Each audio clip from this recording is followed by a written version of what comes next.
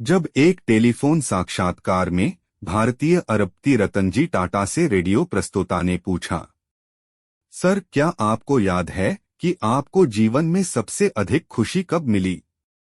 रतनजी टाटा ने कहा, मैं जीवन में खुशी के 4 चरणों से गुजरा हूं और आखिरकार मुझे सच्चे सुख का अर्थ समझ में आया। पहला चरण धन और साधन संचय करना था, लेकिन इस स्तर पर मुझे वह सुख नहीं मिला जो मैं चाहता था।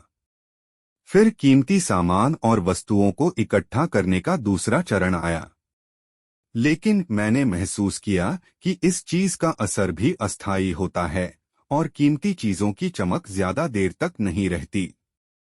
फिर आया बड़ा प्रोजेक्ट मिलने का तीसरा चरण। वह तब था जब भारत और अफ्रीका में डीजल की आपूर्ति का 95% मेरे पास था।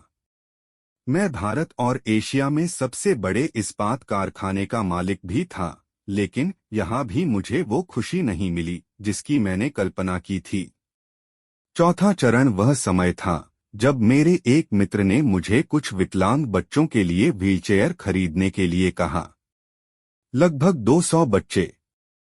दोस्त के कहने पर मैंने तुरंत व्हीलचेयर खरीद ली, लेकिन दोस्त ने जिद की कि मैं उसके साथ जाऊं और बच्चों को व्हीलचेयर सौंप दूं। मैं तैयार होकर उसके साथ चल दिया। वहां मैंने इन बच्चों को अपने हाथों से ये व्हीलचेयर दी। मैंने इन बच्चों के चेहरों पर खुशी की अजीब सी चमक देखी। मैंने उन सभी को व्हीलचेयर पर बैठे, घूमते और मस्ती करते देखा।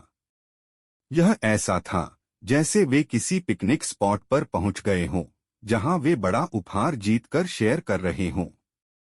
मुझे अपने अंदर असली खुशी महसूस हुई जब मैंने चलने का फैसला किया तो बच्चों में से एक ने मेरी टांग पकड़ ली। मैंने धीरे से अपने पैरों को छुड़ाने की कोशिश की, लेकिन बच्चे ने मेरे चेहरे को देखा और मेरे पैरों को कसकर पकड़ लिया। मैं झुक गया और बच्चे से पूछा, क्या तुम्हें कुछ और चाहिए? इस बच्चे ने मुझे जो जवाब दिया, उसने न केवल मुझे झकझोर दिया, बल्कि जीवन के प्रति मेरे दृष्टिकोण को भी पूरी तरह से बदल दिया। इस बच्चे ने कहा, मैं आपका चेहरा याद रखना चाहता हूं, ताकि जब मैं आपसे स्वर्ग में मिलूं तो मैं आपको पहचान सकूं और एक बार फिर आपका धन्यवाद कर सकूं।